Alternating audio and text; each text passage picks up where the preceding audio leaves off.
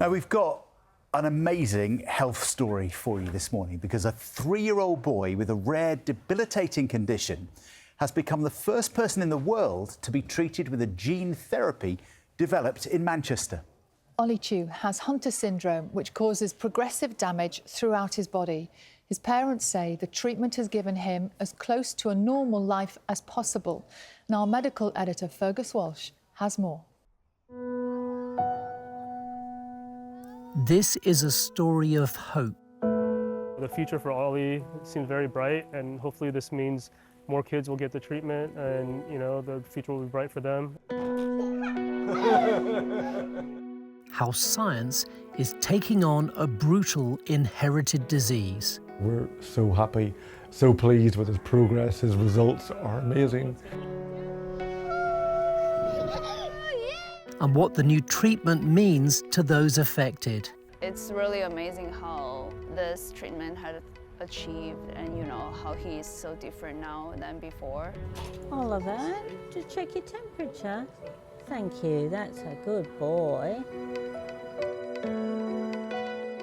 Oliver has Hunter syndrome, also called MPSII. A faulty gene means he can't produce a crucial enzyme. This means chemicals build up in cells, causing progressive damage throughout the body. Usually only boys are affected by this rare inherited condition. Boys, when they're born, usually look really well and healthy, but gradually over time those chemicals build up and they gradually cause each part of our body, our bones, joints, brain, our airways to become more and more diseased. Usually wheelchairs are required by the end of the first decade. The average survival was in the teenage years. It's December 2024. Oliver has flown with his dad from California to Royal Manchester Children's Hospital for the start of a groundbreaking medical trial. And everything's a race against time for us. At the end of the day, we just want the kids to be, healthy and have a more normal lifestyle than they have right now. Oliver is having his blood filtered to remove stem cells. These special cells are going to be tweaked, genetically altered in the lab. So these are Oliver's stem cells. It's taken just over 3 hours to collect them, but this is just the first stage. Oliver's cells are transferred to labs at London's Great Ormond Street Hospital. Scientists use a harmless virus to insert a working copy of the faulty gene into each of Ollie's stem cells. The gene gives instructions to the cells to start producing the missing enzyme, which should get to all parts of the body, including the brain, with the aim of halting further physical and neurological damage. It's February, and Oliver is back in Manchester, this time with his mum. We have to get bag one first. His genetically altered stem cells are here too. Deep frozen, the cells are slowly brought to body temperature. Hello. Starting now. And this is the big moment. The infusion of the gene therapy. Oliver is the first child in the world to be given this one-off treatment to combat Hunter syndrome. That's us done. Yay! Researchers at the University of Manchester and clinicians have spent 15 years developing the gene therapy. So having an effective treatment that deals with all aspects of Hunter syndrome would be utterly life-transforming for families. It would mean moving from a constant life of medical interventions and slow decline and an early death to a life where there's hope. Ollie, you want to go play? 3 months later, the entire family is over from California, including Oliver's brother, Skylar, who's 5. He also has Hunter syndrome, but was too old for this trial. 1, 2, 3. Skylar receives a weekly infusion of enzymes. This helps prevent damage to the body, but they don't get to the brain. By contrast, Oliver has been able to come off all treatment because the gene therapy is working. I want to pinch myself every time I tell people, you know, Oliver is making his own enzymes. Every time we talk about it, I wanted to cry because it's just so amazing. My wish upon the star is for, you know, Skylar to be able to get the same treatment. As devastating as the news was that both kids had MPSII Hunter Syndrome, with this gene therapy, it feels like Oliver got a reset in his life and gets to start, you know, with almost a fresh slate, you know, and that's why I want the same thing for Skylar. The trial is funded by a medical charity, LifeArc. Unusually, there's no pharmaceutical company involved.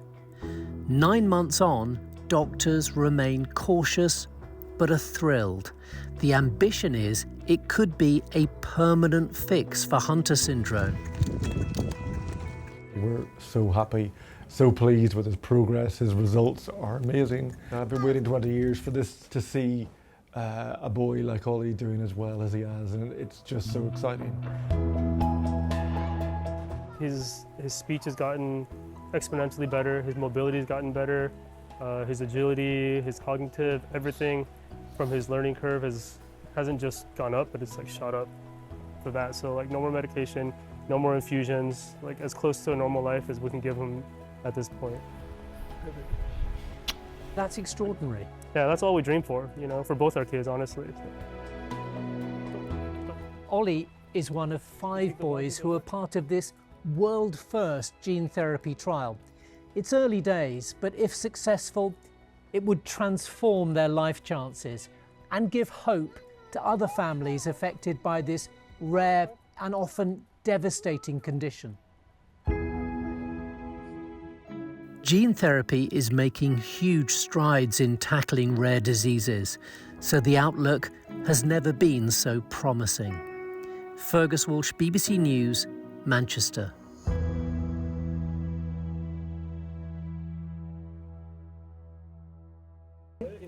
What a story, and look who's here. Yes, Hi. it's you. It's the man himself, it's Ollie. Good morning, Ollie.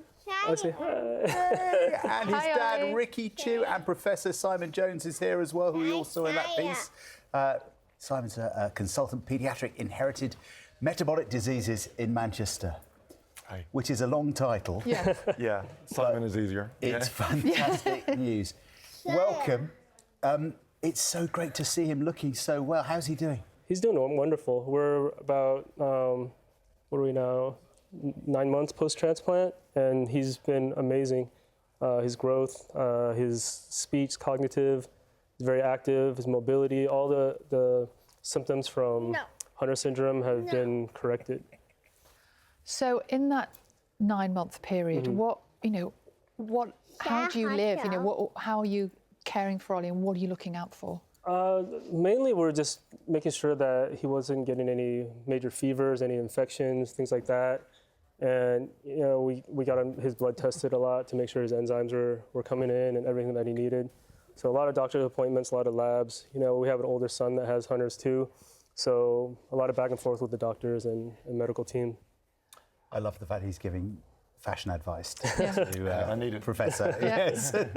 It's lovely to see the bond between the three of you, because you've had to work so closely, haven't you, with the medics.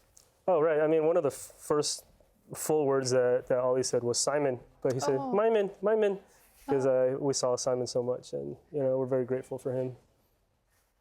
Simon, can you put into words for people who are watching this at home what this breakthrough means? So I've been looking after boys with Hunter syndrome for about 20 years or so now, and there's been some successes, but also lots of bad days. And so we've been trying for a long time, really, to get this idea, this gene therapy, off the ground and into treatment. And there's been, you know, as I said, good days and bad days with that. But to see our first patient, Ollie, treated and doing so well means the world, really. Yeah, because we can hear all about the science, and Fergus explained it really clearly and really well there, because it's so complicated, and yet at the end of the day, it's also just really simple, isn't it? It's about giving better quality of life.